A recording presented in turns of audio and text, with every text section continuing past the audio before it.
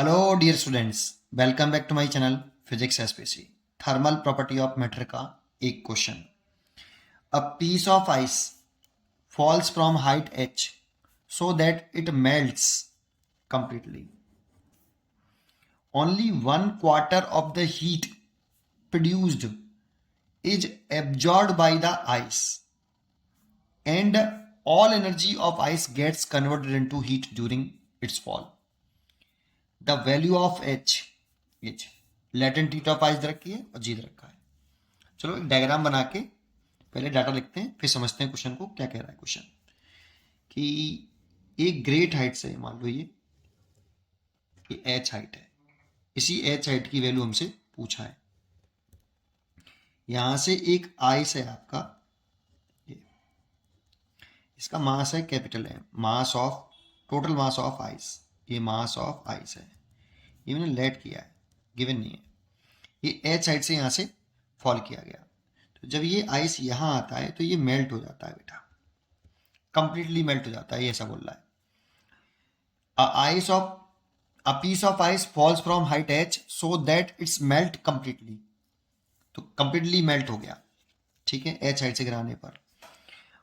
Only 1/4 of the heat, 1/4 1/4 हो गया, of heat produced is absorb by the ice. तो जब ये यहां से गिराया तो इसके पास पोटेंशियल एनर्जी थी M, capital M G H, और यहां पर हमने इसकी एनर्जी हो गई 0। तो पोटेंशियल एनर्जी यहां से यहां आई तो पोटेंशियल एनर्जी का 1/4 हीट प्रोड्यूस हुआ। कितना हुआ? हीट प्रोड्यूस हुआ जो आइस ने एब्जॉर्ब करी। जब ये यहां से यहां पहुंचा तो जब ये आइस यहां से यहां पहुंची, दो जो पोटेंशियल एनर्जी लॉस हुई वो एनर्जी कहीं गई कहाँ? उसकी वजह से हीट प्रोड्यूस हुई। उस हीट प्रोड्यूस का 1/4 पार्ट आइस ने क्या किया है? एब्जॉर्ब किया है। तो heat absorbed bye ice, bye the ice, ये किसकी की है? 1/4 पार्ट है mgh का। देखो यहां से यहां आएगा तो कितनी पोटेंशियल एनर्जी लॉस हो जाएगी? mgh, वो एनर्जी गई कहां? तो उसके बदले कितनी हीट एब्जॉर्ब करी किसने? आइस ने कितनी हीट एनर्जी एब्जॉर्ब करी? 1/4 करी बस केवल, है ना। तो उसका हीट प्रोड्यूस, हीट जो एब्जॉर्ब करी है आइस ने वो इतनी करी है। अब कह रहा है all the energy of ice, मतलब ये वाली जो आइस, आइस ने जो एनर्जी ली है, converted into heat during its fall. ठीक है, तो बेटा यहाँ पे मेल्ट हुआ है, क्या हुआ है? स्टेट चेंज हो रही है। स्टेट चेंज होती है कांस्टेंट टेम्परेचर पर, और टेम्परेचर कांस्टेंट होता है तभी स्टेट चेंज होती है बेटा, है ना। तो आइस का जो मेल्टिंग पॉइंट होता है वो 0 डिग्री सेल्सियस, मतलब ये प्रोसेस 0 डिग्री सेल्सियस पर हुई होगी। इसीलिए जो हीट प्रोड्यूस हुई है, क्यों? ये mass into latent heat of fusion, latent heat of fusion. और यहां पे ये कौन सा मास आएगा? ये मास ऑफ आइस मेल्ट्स, जो आइस मेल्ट हो गई है वो वाला मास आएगा यहां पर। अब अगर आइस कंप्लीटली मेल्ट नहीं होती तो जो मेल्ट हुई है वो लिखते हैं, यहां पे तो टोटली आएगा कैपिटल mgh।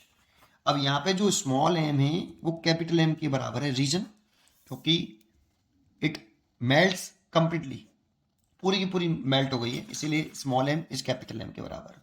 और ये हमें रखा है कितना? 1/4 कैपिटल एम जी एच बराबर, ये भी कैपिटल एम लिख ले। लेटेंट हीट ऑफ आइस हमसे पूछ रहा है, नहीं लेटेंट हीट ऑफ फ्यूजन हमें दे रखा है, लेटेंट हीट ऑफ आइस हमें दे रखा है ये 3.4 10⁵ एच पूछ रहा है।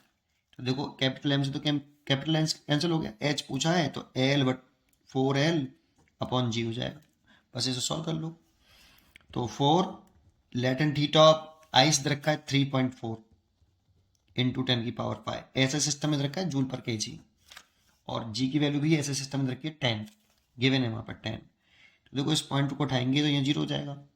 4 का ऐसा मल्टीप्लाई कर लो तो 6 और 12 और 13 और 10 की पावर, इस 2 जीरो से इसकी 2 जीरो कैंसिल हो जाएंगी, 10⁻³ इतना मीटर आ जाएगा। That means h is equal to 136, इसको लिख सकते हैं हम किलोमीटर।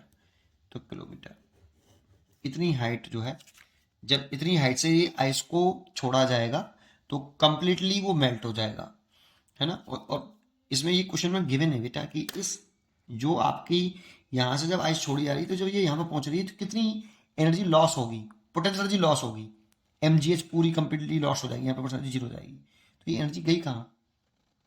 तो उस एनर्जी का जो प्रोड्यूस हुई एनर्जी, उसका केवल 1/4 क्वार्टर जो है एनर्जी प्रोड्यूस हुई, उसका केवल 1/4 आइस ने एब्जॉर्व किया है।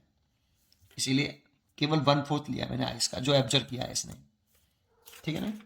आइस हीट एनर्जी एब्जॉर्व करेगी तभी तो मेल्ट होगी, और ये कांस्टेंट टेम्परेचर पर होता है, इसका टेम्परेचर तो राइज नहीं किया होगा बेटा, तो इसीलिए ये कांस्टेंट टेम्परेचर वाली कंडीशन में होता है, इसीलिए कर सकते हैं ऐसे। उम्मीद करता हूँ कि आपको ये क्वेश्चन जरूर समझ में आया होगा, इसलिए इसकी जो चॉइस होनी चाहिए वो डी इज करेक्ट चॉइस। पढ़ते रहिए और खुश रहिए। Thank you.